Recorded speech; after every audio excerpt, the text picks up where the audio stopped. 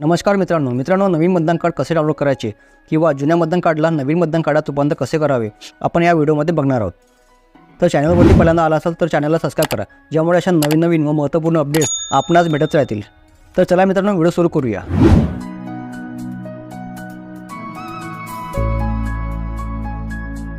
तर मित्रांनो, नवीन मतदान काढण्यासाठी तुम्हाला या वेबसाईटवरती यायचे आहे। वेबसाईटची जी काही लिंक आहे ती डिस्क्रिप्शन बॉक्समध्ये दिली आहे। या वेबसाईटवरती आल्यानंतर अशा प्रकारचा इंटरफेस दिसेल। तर आता उजव्या बाजूला लॉगिन आणि साइन अपचा ऑप्शन आहे।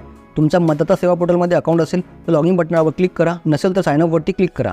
साइन अप बटनावर क्लिक करून मतदाता सेवा पोर्टलमध्ये तुम्ही तुमचा अकाउंट क्रिएट करून घ्या। तरी मी असा समजतो मतदाता सेवा पोर्टलमध्ये अकाउंट आहे आणि लॉगिन बटनावर क्लिक करतो। इथे मोबाईल नंबर, पासवर्ड व कॅप्चा टाकून लॉगिन करतो। त्यानंतर मोबाईलवर एक OTP येईल, ते टाकून लॉगिन करा। लॉगिन केल्यानंतर वर राईट साईडला तुमचं नाव येईल।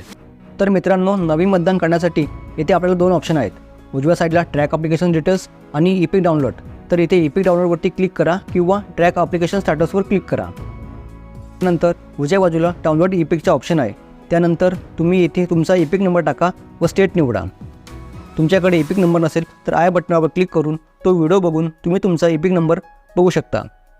वरील माहिती भरल्यानंतर सर्च ऑप्शनवरती क्लिक करा, खाली तुमची माहिती दिसेल। त्यानंतर सेंड OTPवरती क्लिक करून OTP टाकून घ्या।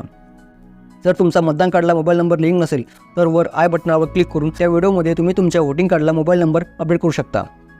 OTP टाकून व्हेरीफाय बटनावर क्लिक करा। खाली बघा डाउनलोड इपिकचा ऑप्शन येईल, त्यावर क्लिक करून तुम्ही तुमचा मतदान कार्ड हा डाउनलोड करू शकता। तर अशा प्रकारे तुम्ही तुमचा मतदान कार्ड हा 5 मिनिटात डाउनलोड करू शकता। व्हिडिओ आवडल्यास आपल्या मित्रांना शेअर करा। जय हिंद, वंदे मातरम।